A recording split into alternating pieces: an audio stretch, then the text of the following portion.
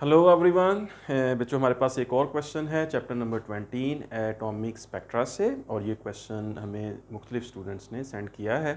Question की statement जो है वो यहाँ पे लिखी हुई है, calculate shortest and longest wavelength series of wavelengths of Lyman series.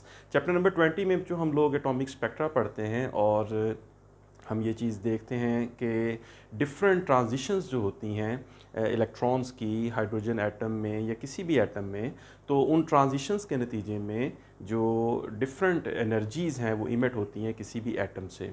और तमाम एनर्जीज़ जो किसी भी एटम से इमिट होती हैं, हर एनर्जी से रिलेटेड कोई वेवलेंथ होती है। और इसमें हमने डिफरेंट सीरीज़ भी पढ़ी, जिसमें Lyman series, बामर series, passion series, bracket और फंड सीरीज़। तो हमने ये देखा कि ये जो सीरीज़ हैं ये एक्चुअली सीरीज़ ऑफ वेवलेंथ्स हैं जो किसी भी इलेक्ट्रॉन की डिफरेंट ट्रांजिशंस की वजह से बनती हैं। तो इसमें जो अगर हम बात करें लाइमन सीरीज़ की, तो हाइड्रोजन एटम के लिए जो लाइमन सीरीज़ है उसमें जो लोएस्ट एनर्जी लेवल है वो हम लेते हैं 1, right, the ground state which is E1। और इसमें फिर जो हमारे पास हायर एनर्जी स्टेट्स हैं उसमें फिर हमारे पास 2, 3, 4 एंड सो ऑन, कोई भी हायर एनर्जी स्टेट जो है ये हो सकती है। अगर हम हाइड्रोजन एमिशन स्पेक्ट्रम जो है वो स्टडी करें तो इसमें हमारे पास एक एनर्जी स्टेट है E1, और फिर हमारे पास एक एनर्जी स्टेट है E2, एनर्जी स्टेट है E3, इस तरह एनर्जी स्टेट है हमारे पास E4, 5 and so on. Different energy states हैं एक हाइड्रोजन एटम की। तो उसमें ये हमारे पास जो ग्राउंड स्टेट है E1 that is n equals to 1, E2 जो है that is n equals to 2, E3 is n equals to 3, और इस तरह फिर हमारे पास 4 एंड 5 और डिफरेंट एनर्जी स्टेट्स हैं। तो इसमें ये है कि हमारे पास अगर कोई इलेक्ट्रॉन जो है वो ट्रांजिशन करता है n is equal to 2 to n equals to 1, तो सेकेंड एनर्जी स्टेट से फर्स्ट एनर्जी स्टेट में आता है, तो उस केस में एक फोटोन जो है वो इमिट होता है, और इस फोटोन की जो एनर्जी है E that is equals to E2 minus E1। So this photon has energy HF and this energy HF is equal to E2 minus E1। और अगर हम चाहें तो इस HF को लिख सकते हैं HC upon lambda, so this is equals to E2 minus E1। तो ये जो फोटोन यहाँ से इमिट होगा इसकी कोई सर्टन एनर्जी होगी, इस फोटोन की सर्टन फ्रीक्वेंसी होगी, और बिल्कुल इसी तरह से इस फ्रीक्वेंसी से कॉरस्पॉन्डिंग इसकी कोई ना कोई वेवलेंथ होगी, right. Let's say that wavelength is lambda 1। इसके बाद जो पॉसिबल ट्रांजिशन कि अगर कोई इलेक्ट्रॉन ट्रांजिशन करता है एनर्जी स्टेट 3 से, जहाँ उसकी एनर्जी E3 है, और वहाँ से वो ट्रांजिशन करके आता है एनर्जी स्टेट 1 में, तो इस केस में भी एक फोटोन जो है वो इमिट होगा, और इस फोटोन की जो एनर्जी है HF that is equal to E3 minus E1। और इसी तरह जब हम इस HF को लैम्डा में चेंज करेंगे, HC over lambda that is equals to E3 minus E1, यानी इस फोटोन की जो यहाँ से इमिट हुआ है इसकी एक सर्टन फ्रीक्वेंसी है, एनर्जी है, और बिल्कुल इसी तरह से इस फोटोन की एक वेवलेंथ है, हम उसको लैम्डा 2 का नाम दे देते हैं। बिल्कुल बच्चों इसी तरह कंटिन्यू करते हुए n इज़ इक्वल टू 4 जो है, वहाँ से अगर कोई इलेक्ट्रॉन ट्रांजिशन करता है और वो n इक्वल्स 1 स्टेट में आता है, तो उसमें भी एक एनर्जी जो है वो इमिट होती है, एक फोटोन इमिट होता है जिसकी एनर्जी E4 माइनस E1 के इक्वल है, राइट। उससे कॉरस्पॉन्डिंग, इस एनर्जी से कॉरस्पॉन्डिंग फ्रीक्वेंसी और फिर उसकी वेवलेंथ जो है वो होगी, let's say that is lambda 3। और इस तरह से फिर हमारे पास एनर्जी स्टेट 5 है, वहाँ से अगर कोई इलेक्ट्रॉन आता है एनर्जी स्टेट 1 में, तो फिर उस केस में एनर्जी जो है वो इमिट होती है, और वो एनर्जी E जो है that will be equals to E5 minus E1। तो that has certain frequency and wavelength.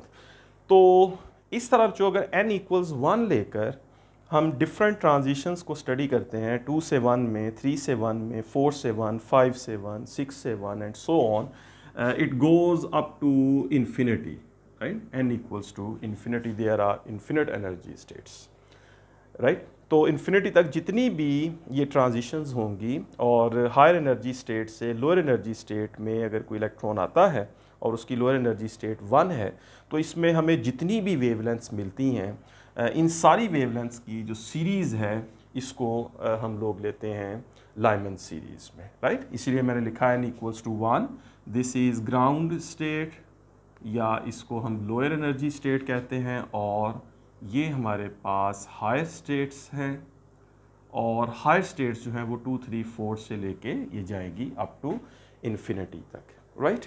अब जो हमारे पास सीरीज़ ऑफ वेवलेंथ्स बनती हैं, ये जितनी भी वेवलेंथ्स हमारे पास आती हैं, ये सारी जो वेवलेंथ्स हैं ये आती हैं अल्ट्रा वायलेट रीजन में, राइट। तो ये भी आपने याद रखना है कि सीरीज़ ऑफ वेवलेंथ्स जो यहाँ से हमें मिलेंगी, तो all these series of wavelengths are from ultra violet region. ये जो हमारे पास इलेक्ट्रोमैग्नेटिक रेडिएशन में अल्ट्रा वायलेट रीजन की जो वेवलेंथ्स हैं, ये सारी वेवलेंथ्स इस रीजन में आती हैं। अब इसमें हमारे पास में जो सर्टन रेंज है कि इसमें मिनिमम वेवलेंथ इतनी है और मैक्सिमम वेवलेंथ जो है वो इतनी है, और यही क्वेश्चन था जो मतलब पूछा गया है कि calculate shortest and longest wavelength of Lyman series. तो लाइमन सीरीज़ जो है बेसिकली ये अल्ट्रा वायलेट रीजन में लाई करती है, और इस अल्ट्रा वायलेट रीजन में इन तमाम वेवलेंथ्स में हमारे पास एक सर्टन मिनिमम या शॉर्टेस्ट वेवलेंथ होगी और एक लॉन्गेस्ट वेवलेंथ होगी। तो इसके लिए जो ये है कि हम लोग जानते हैं कि जो एनर्जी है उसका जो रिलेशन है वेवलेंथ के साथ, एनर्जी HF होती है, और उसके बाद अगर हम F को C/λ लिख दें तो यहाँ से हम क्लियरली देखते हैं कि जो रिलेशन है हमारे पास एनर्जी का दैट इज़ इनवर्स। अगर HC को मैं कांस्टेंट ले लूँ और लैम्डा है, तो इसका मतलब है कि जो एनर्जी है उसका जो वेवलेंथ के साथ रिलेशन है that is inverse, right. Energy is largest, the wavelength is shortest, right. Inverse relation है। अगर एनर्जी ज़्यादा है तो वेवलेंथ कम है, शॉर्ट है, एनर्जी शॉर्ट कम है तो वेवलेंथ लॉन्ग है। अब यहाँ से हमने अगर इसकी रेंज कैलकुलेट करना हो कि शॉर्टेस्ट और लॉन्गेस्ट वेवलेंथ जो है उसकी क्या रेंज है, तो हम ये देख सकते हैं कि जो एनर्जी है वो कब मिनिमम है और एनर्जी जो है वो कब मैक्सिमम है। तो अगर बच्चों हम देखें इस पूरे स्पेक्ट्रम में, इस पूरे सीरीज़ में, लाइमन सीरीज़ में, तो मिनिमम एनर्जी जो है अगर मैं यहाँ पे लिखूँ कि हमारे पास जो मिनिमम एनर्जी है ये तब आती है जब हम लेते हैं ट्रांजिशन E2 टू E1। अगर इलेक्ट्रॉन 2 से एनर्जी स्टेट 2 से एनर्जी स्टेट 1 में आता है, E2 माइनस E1 होता है, तो that corresponds to minimum energy as compared कि अगर कोई इलेक्ट्रॉन ट्रांजिशन करता है 3rd से 1st में या 4th से 1 में, 5th से 1 में, तो एनर्जी डिफरेंस जो है वो बढ़ता जाता है। The smallest energy difference is between energy state 2 and energy state 1। तो मिनिमम एनर्जी जो है that is E2 minus E1, और अगर एनर्जी मिनिमम है इट मीन्स के एनर्जी मिनिमम से कोरस्पॉन्डिंग जो वेवलेंथ होगी that will B longest, wavelength must be longest, right. तो हम ये कह सकते हैं कि लॉन्गेस्ट वेवलेंथ जो है ये मैक्सिमम वेवलेंथ जो है that belongs to the minimum energy.